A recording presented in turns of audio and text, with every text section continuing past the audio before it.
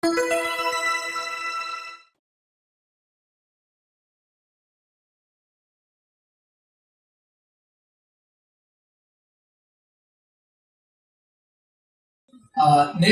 in line, Juan Kruger. Juan is CEO of Minsur, the mining division of the PDAC Group, a leading Peruvian diversified mining conglomerate with operations and projects in Peru and Brazil. Juan has more than 18 years in top management positions in multinational companies in mining, airline, telecommunications, and consumer goods industries. Of course, it's all yours.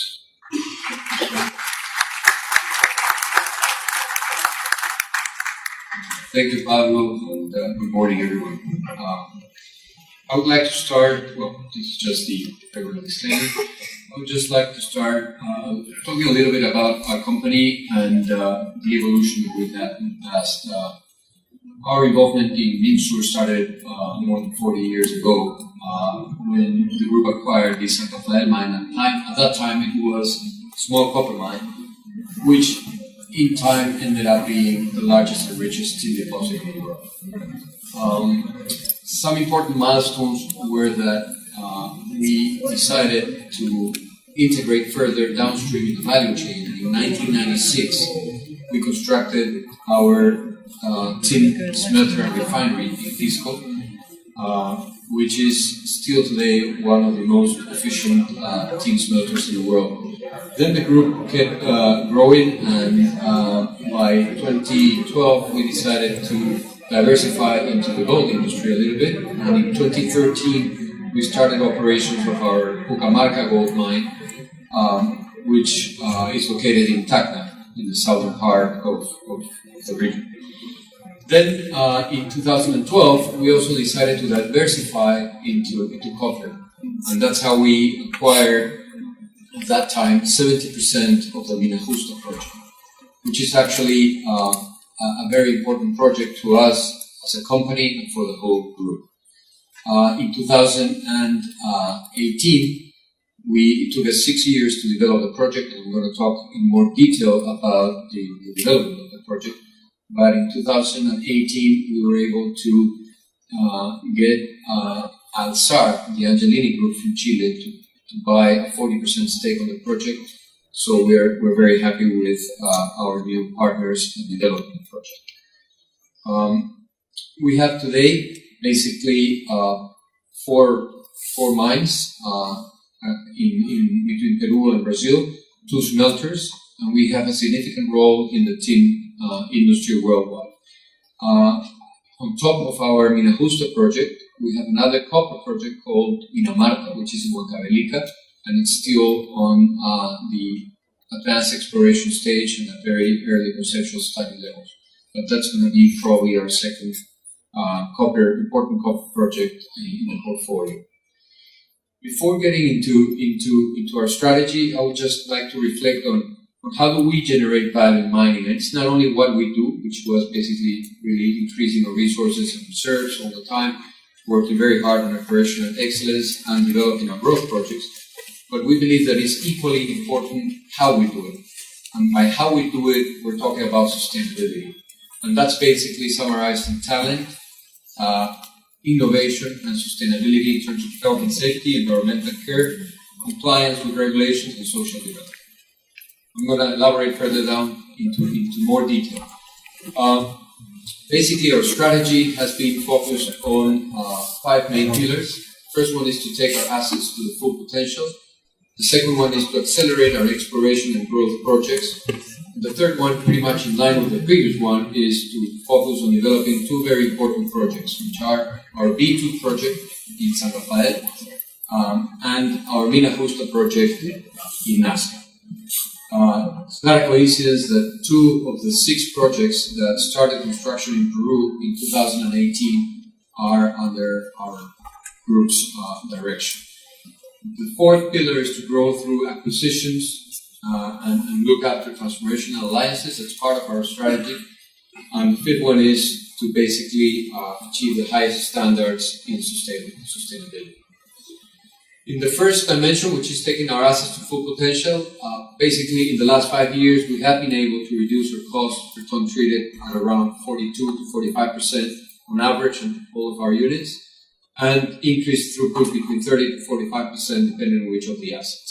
That's basically the name of the game. Is we call it sweat the assets, is with the assets that we have, take them to the maximum potential, and that's what we have been doing. Brazil is a very interesting turnaround story, where in the last year we were able to finally generate positive cash flow by duplicating the production both of tin and niobium and tantalum, which are byproducts of our mine in Brazil. So that's a very important part of our strategy. Exploration and replenishing and growing our resources, very significant part of our strategy as well. 6 years ago, San Rafael was a mine in depletion with a life of mine below 4 years. We've invested $38 million in this mine and basically increased the life of mine. Today we're sitting on plus 10 years of life of mine with new discoveries worth on top of $5 billion in the value of tin contained in the mine. We have a very strong pipeline of projects which we're working from the early exploration phase all the way up to the production phase. And I think the fact that both B2 and Mina Justa are now progressing into the construction phase is a testimony of our commitment to continue reinvesting in our country and in the industry. In terms of exploration, brownfields and greenfields, we've invested more than $100 million in the last 5 years in exploration, drilled 340 kilometers, and basically found 354,000 tons of tin equivalent resources, which basically gives us a very low discovery rate of $300 per ton. This year alone, 2019, we're going to be investing $28 million and we're going to be drilling another 74 kilometers. So very highly committed to exploration in order to develop our vision of building a perpetual mining machine that not only exploits the resources but also replenishes them into the future. In terms of project development, we've been developing these projects with what we call the Minsur way, which is a gate stage approach, similar to which most of the larger companies in the world, I think, do. And basically, what we really focus on the early stage is to choose the right project. And we are convinced that investing upfront money in engineering and studies pays out big time. It's been 6 years of studies, drilling, and continuous investment in engineering and value engineering at Mina Justa. And it's been also another 4 years before we decided to execute B2. So our model basically is based on front-ending engineering. We don't go for the full funding decision to the board until the time that we have detailed engineering concluded. That means that we would put at risk a significant amount of money before that, but we believe is the right approach in order to reduce the execution risk afterwards. So once we decide to go forward with the project, we focus on what's the best way to execute it, and that's where we really focus on an efficient execution plan. And at the end of the day, it's all about creating projects that deliver value to our shareholders. Through every single gate that we have, our projects go through a very rigorous independent peer review process. In IPR, the IPR group at Mina Justa went up to 17 people worldwide, renowned specialists that basically do a thorough review. Just as a perspective, the final IPR in Mina Justa was supposed to take place in May last year, and there were significant comments from some of the IPR members, and that delayed the process all the way to December when we basically approved the project going forward. So we're very rigorous on the way we allocate our capital and the way we build our projects. Going now to Mina Justa, and I'm going to very quickly sort through this because I have a video and I think the video is better than most of the words that I can tell you. It's located in what we call prime mining real estate. It's really a great project because of its location. It's almost an ocean view project, 800 meters above sea level, very close to the Pan American Highway, very close to the ocean where we're going to be sourcing salt water for the process, and very close to the national grid. We are sitting in a mining community because of the long story of Maricona's development as a mining town. and it's very, very favorable located. In total, we have resources of 239 million tons and reserves of 200 million tons, 265 million tons, sorry, for a total content of 4 billion pounds of copper. Very interestingly, it's a fairly high-grade deposit for today's standards. Average grade would be 0.76% copper, so it's quite a robust project. We've drilled more than 400,000 meters in this project through the early stages until the date where we basically approved the investment. It's going to be an open pit. We're going to have two plants. One is an oxide plant. It's going to be a vat leaching process with a further SXEW process to leach the oxides, and then we will have a conventional flotation plant basically to treat the sulfides. We're going to be building a facility to discharge the acid that we need for the leaching process, and again, water will be salt water coming from the Pacific Ocean. Mining plant is basically front-ended to the first 8 years of the life of the mine, and we're going to maximize the value of the mine. We're going to be treating 171 million tons of oxides and 94 million tons of sulfides. And basically, we're going to be producing in the first half of the life of the mine around 140 to 150,000 tons of copper. Around 50,000 of that will come in cathodes, and the rest in concentrates. The project's right now under execution, and perhaps the most important milestone in the project will be that by the end of 2020, we expect both the sulfide and the oxide plant to start production. Progress today is around 17%. By the end of March, we should be at the 20% mark. We are running within budget, within schedule.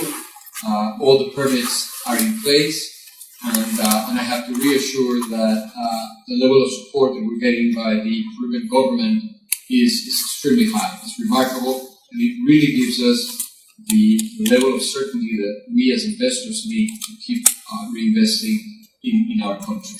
It's going to be a low-cost producer. As part of our strategy, we only want to be operating assets that run in the first quartile of the cost curve of their respective industries. We are one of the lowest cost producers of tin in the world. Our gold mine runs at $350 an ounce, and Mina Justa will not be different. It's going to be running between $1 and $1.10. So after that, I think I'll better go to the video. I don't know how. Thank you. Certainly a great project, and I see many of our partners here who are making this a reality, and I would like to thank them all because given the hard work that they're doing, we're really performing as we had planned. We're also employing a lot of people here. At Mina Justa, there will be 4,500 people in the next 3 months. Right now, we already have more than 3,500 people on board, out of which around 25% are either from Marcona or from Nazca, locally. So it's a big, significant impact. Moving now to our other project, and obviously, with a total investment of around $1.8 billion in Mina Justa, talking about an investment of $200 million seems like smallish, but believe me, it's still a lot of money. It's our B2 project. Our B2 project is basically a very interesting project because we're going to be retreating old tailings from our tin mine in San Rafael that today have become like one of the highest grade tin deposits in the world. It's a little bit of a paradox, but that's how rich San Rafael was in the past. This is a $200 million investment, and it's going to give us a boost of around 25 to 30% increase in production at San Rafael. The project is on track. We're at 60% progress. By the end of this month, at 65%, and this project should start production late this year. We will start commissioning in August, and by the end of the year, this project should start contributing. This is just a picture of the project, it's not a neat picture, but we're moving forward. Another important pillar in our strategy is our commitment to innovation. We were the second mine in the world to implement the optical ore sorting technology. This was back in 2016, and this is very interesting because it allowed us to recover tin out of very low-grade stockpiles, and also right now we are recovering tin from waste dumps. This project has been transformational for our company, but it has also been very transformational for the industry, in particular the tin industry.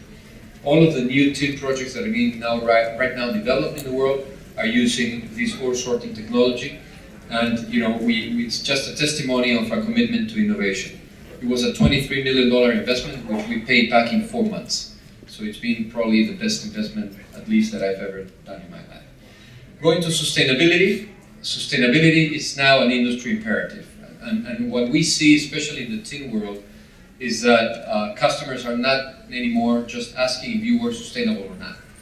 If you're not sustainable, if you cannot provide a conflict-free, 100% traceable material to them, they won't buy. Apple, Intel, Cisco, these people are just now thinking on only sourcing responsible material and clean material. So it's an imperative. Our strategy is based in 4 pillars: people, environment, safety and health, and the impact on society or social development. I already have the yellow card. In terms of safety, we have been very, very focused on improving our safety standards, and we have achieved world-class levels now.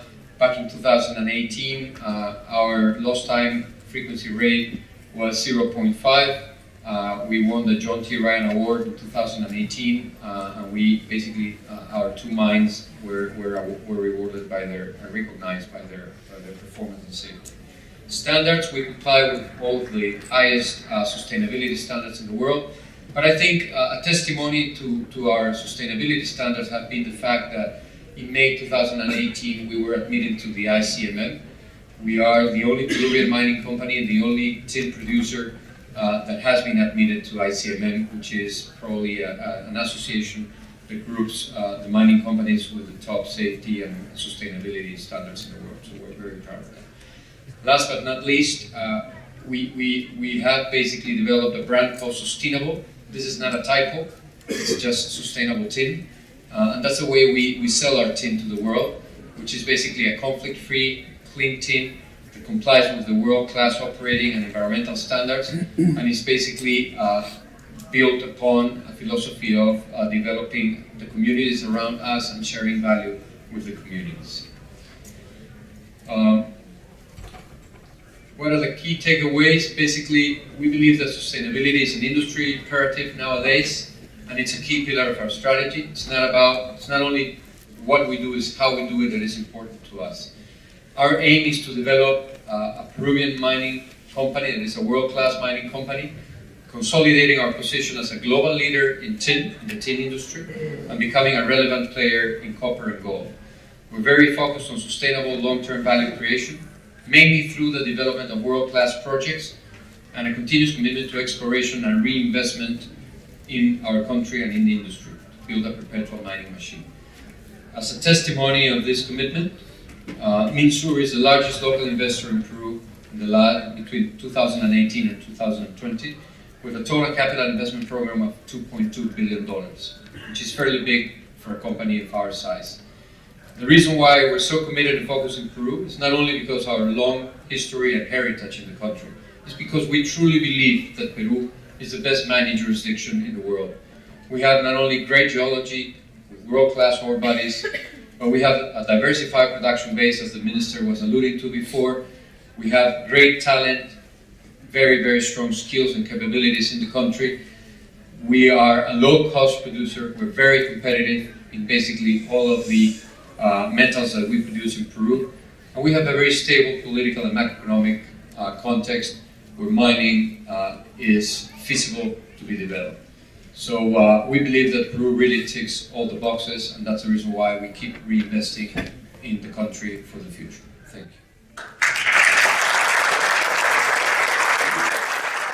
Mining Society for a couple of years, so it's been on the front line of many battles.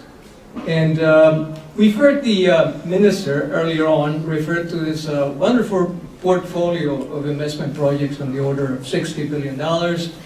We're improving in the rankings, the Fraser rankings, and we're aspiring to be in the top 10. So my question for you, Juan Luis, is what do we need to do to get there? What is a magic bullet? Is there a magic bullet? I don't think there's a magic bullet. I think there's a conjunction of things that really need to happen, and I appreciate your views, Tom, in terms of, in relative terms, the permitting processes in Peru seem to be, less cumbersome than in other jurisdictions, in your view. However, the fact of the matter is that in the last 7 years, we have become a highly regulated and over-regulated industry. The regulation affecting the mining industry has gone up from around basically 28 or 30 to 280 or plus in 7 years. This is basically a study performed by the central bank. So what that means is that perhaps we are still better than others, but we're not getting better. And I think that we really need to get better, because others are going to start to work hard to be better than us. And we live in a competitive world, right? Where capitals just flow into the best jurisdictions. And as I showed in my presentation, we are putting our money where our mouth is. We're investing $2.2 billion in Peru because we really believe it's the best jurisdiction. But in order to increase or improve our position in the rankings, we need to have less regulation, we need to be less bureaucratic, and I think we need to make sure that the rule of law, the enforcement of the law is there. I think we have a big pending chapter in terms of how do we reinstate the rule of law in order to make sure that when we are working up in the Andean communities, when we keep fulfilling and complying with our commitments, there will also be a counterparty in the government to make sure that the rule of law is there to support everybody that has the right to do so.